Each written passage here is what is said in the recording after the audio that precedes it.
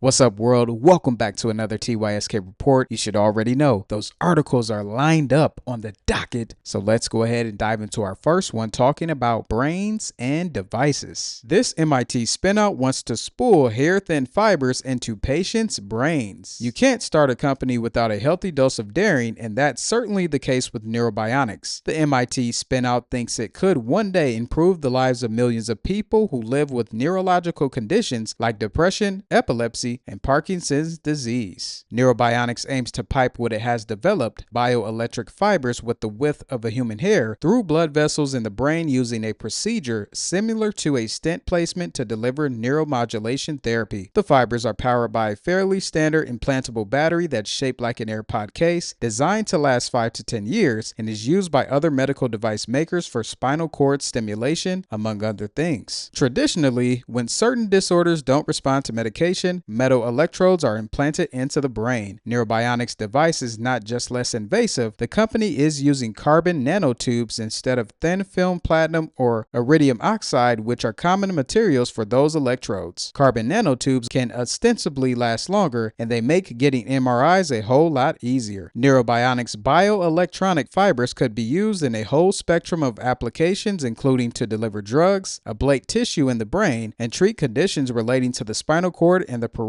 nervous system. Once the work is completed on the clinical device, the next step would be trying to demonstrate its safety and efficacy in pigs, which share numerous similarities with humans in terms of anatomy, physiology, and genetics. The FDA would then review that work, after which Neurobionics could apply for an investigational device exemption (IDE). It could then launch its first in-human early feasibility studies. Asked when its technology might actually hit the market, Antonio hesitates momentarily before proposing 2030. So this seems like a very interesting device, and I do wonder what's going to happen next with it. Now, I know that Antonio, that person in the article, talked about how 2030 was an outlook of when this device could hit the market, but they might be looking a little further down the road, possibly in 2035 or maybe beyond, due to the fact that when you're dealing with the brain and wanting to implant something within the blood vessels of the brain, there's going to be so much trial and error that they're going to have to go through to even get to the point where they can get approved to do the human trials. And even though when we think about the likes of Neuralink, who had to go through trials on animals before they got the approval from the FDA to do trials on humans, their ability to get things moving a little quicker could have been tied to their connection to Elon Musk. And with Elon Musk and his name and all the other accomplishments he has had, I'm sure at some point the FDA was also looking at that and saying, hey, I'm sure this Neuralink thing is going to be successful as well. But with Neurobionics, this seems very interesting. I'm sure we will hear more about this device and what's going to happen next with it, and I'll make sure to keep you updated if any other information arises. Anduril to build its billion-dollar weapons mega factory in Ohio. Last Thursday, Anduril announced it is building its massive weapons factory, Arsenal-1, in Columbus, Ohio. In a blog post, the company said that it will invest close to $1 billion of its own money into the project and that the factory will be 5 million square feet. The post also claims it will bring 4,000 jobs to the area. The factory is a huge step for the defense tech startup founded by Palmer Luckey, Trey Steffens, and others, allowing it to scale production of its autonomous systems for surveillance and weapons. Part of Ohio's appeal was the proximity to Rickenbackers International Airport, where the company will have access to 12,000-foot runways, as well as ample land, as the company will have 500 acres nearby for potential expansion, it said. So that's just some of the latest news related to this company, Anduril, and throughout last year in 2024, they were talked about a lot and having different partnerships with different companies such as Palantir and then also the air taxi company Archer. So with this mega factory, they're definitely going to be able to build out these different weapons. And with these different weapons, I believe that the future of warfare is strictly going to be related to these autonomous devices and robots fighting on the battlefield without any human on the battlefield with them. So another thing to think about related to these autonomous weapons is how they're being programmed and how they're being built. Are they being built where they are strictly autonomous and they have their own brain, their own mind, and they're able to do what they are designed to do? Or will they be able to build in some type of mechanism where even though it's autonomous, if it gets to a point where it needs to be shut down, they will have that ability to shut it down. So this is going to be interesting to see how this scales, what type of weapons they're going to be developing, and how these weapons will be utilized for defense purposes. Now, since we're speaking about defense and since we're speaking about weapons, let's go ahead and talk about the Marines.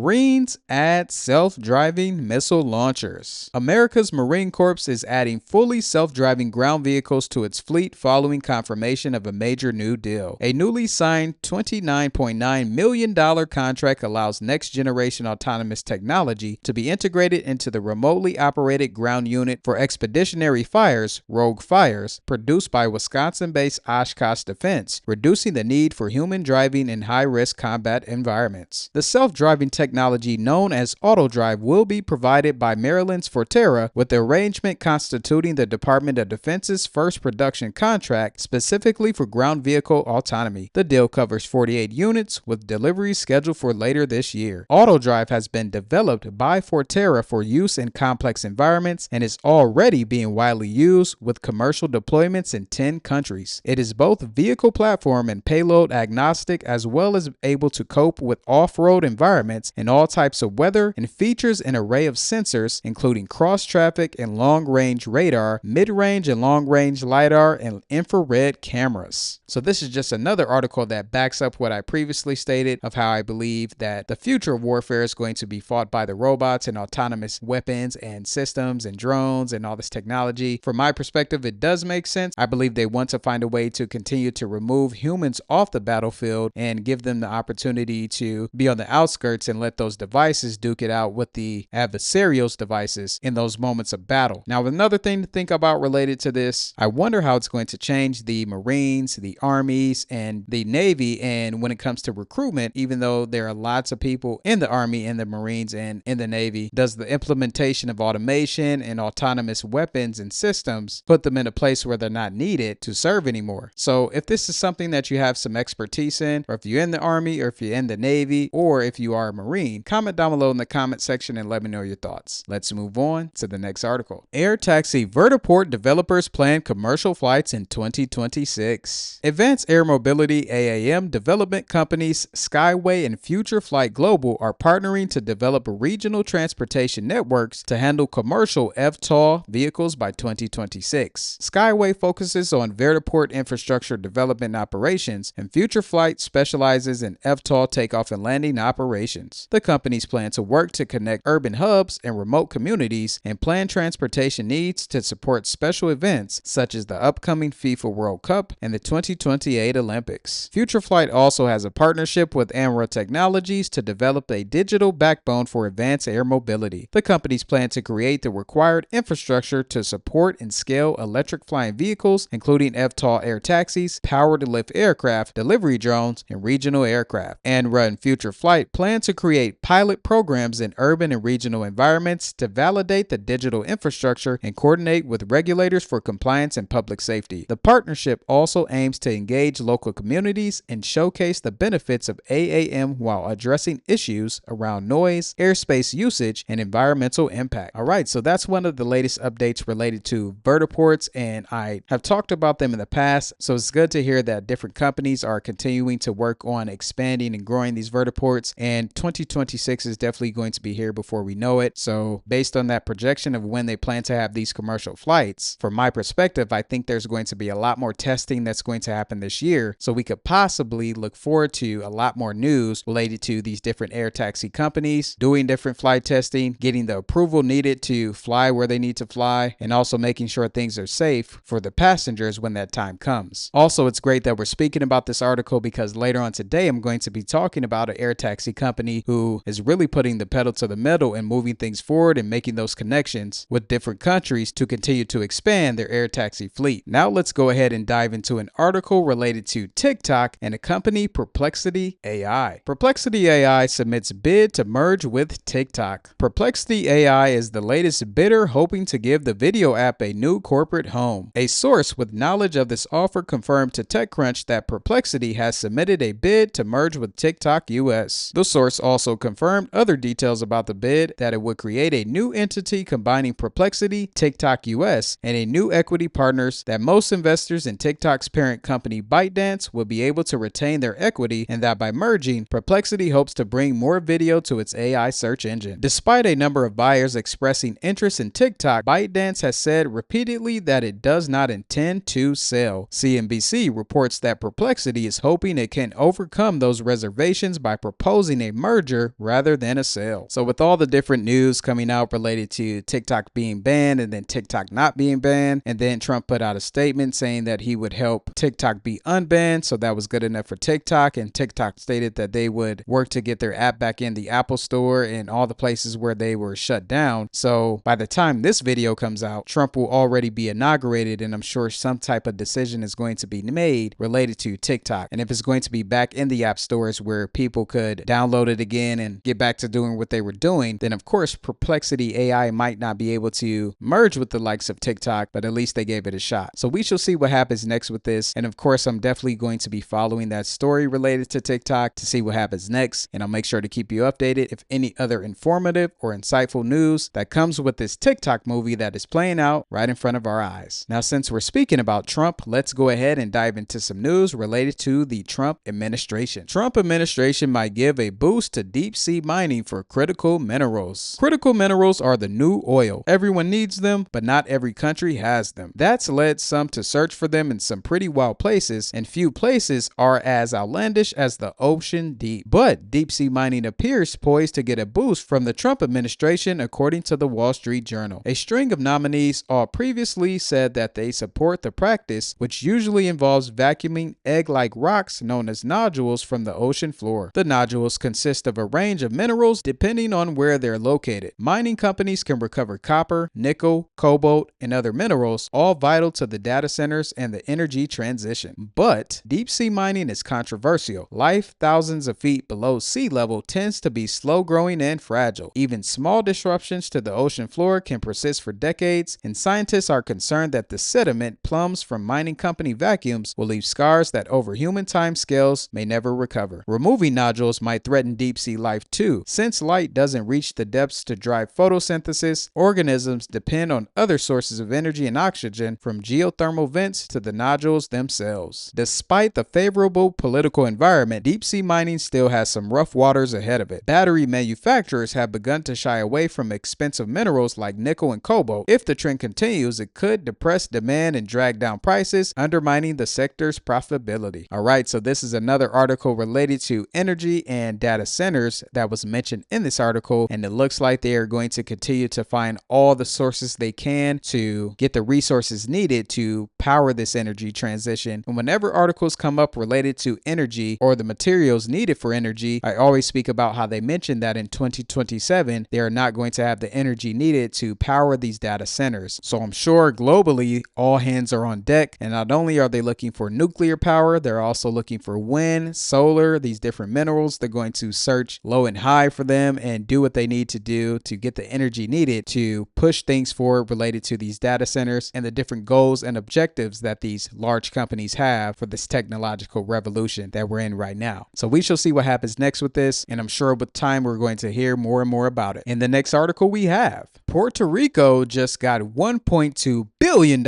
in DOE financing to boost its grid with solar and storage. The U.S. Department of Energy DOE announced $1.2 billion in financing to replace Puerto Rico's fossil fuel plants with solar and battery storage through 2032. The DOE's Loan Programs Office announced 2 conditional commitments and 1 loan closing to power producers in Puerto Rico. Each supports a project contracted with the Puerto Rico Electric Power Authority. The announcements include the closing of a $584.5 million loan guaranteed to subsidiaries of Convergent Energy to finance a 100-megawatt solar farm with a 55-megawatt battery energy storage system, BESS. A conditional commitment for a loan guarantee of up to $133.6 million to a subsidiary of Infigen for a 32.1-megawatt solar farm with an integrated 14.45-megawatt BESS. A conditional commitment for a loan guarantee of up to $489.4 million